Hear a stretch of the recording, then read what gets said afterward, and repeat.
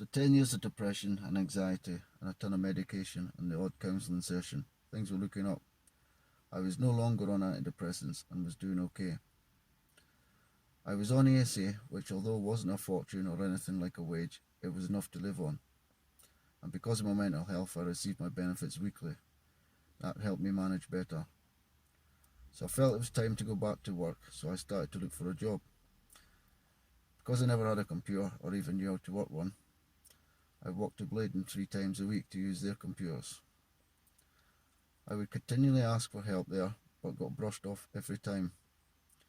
I asked if there were any computer courses they could put me on or if there was any job clubs. All they would say was, "Have you tried the colleges and the libraries?" I just got the feeling they couldn't be bothered, or they just didn't know. One time they gave me a bus pass for a week so I could come and go to use the computers, but that was about all the help I ever got. After a year of submitting my CVs and applications, I heard back from a local company.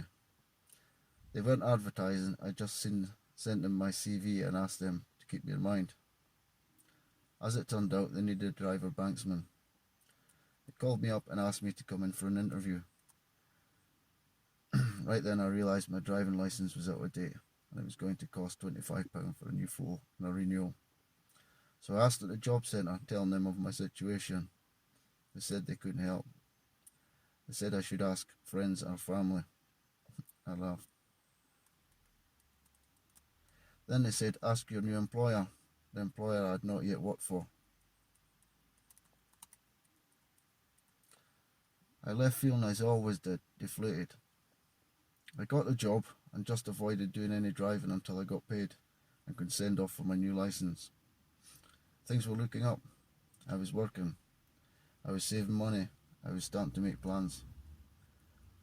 I wanted to finish my 3 months trial before I started spending or putting those plans into action. So just after 3 months, the trial was up and we were all called to a meeting, which we thought was to discuss the upcoming sales. But I couldn't be more wrong. The company was in difficulty and was winding down our side of the business. We were given a final date for after Christmas and we were told we would receive a bonus. This was November. After a couple of weeks, the receivers came in and shut everything down. They stopped everything and took the keys. I was actually off at the time due to a back accident, so I got a text telling me it was no more. My last wage was supposed to be the 24th of December, Christmas Eve, but due to the company being dissolved, there was nothing. So now I was unemployed again and no final wage. After the Christmas period, I went back to the job centre to make a claim, and the new universal credit had just been rolled out here in the North East. That worried me, because all I'd heard was bad things. I made a claim in January and had to get an advance because I had no money since November. By this point, my mental health was in decline and I had to go back to my doctors to ask to be put back on antidepressants. That also added to the pressure because I had only come off them the year before, so I felt like I was going backwards again. Once the DWP had sorted my payments, it turned out they were taking £115 a month off me to pay back the advance. That's 115 out of 317. That left me without not enough to live on or pay my bills, putting me in debt.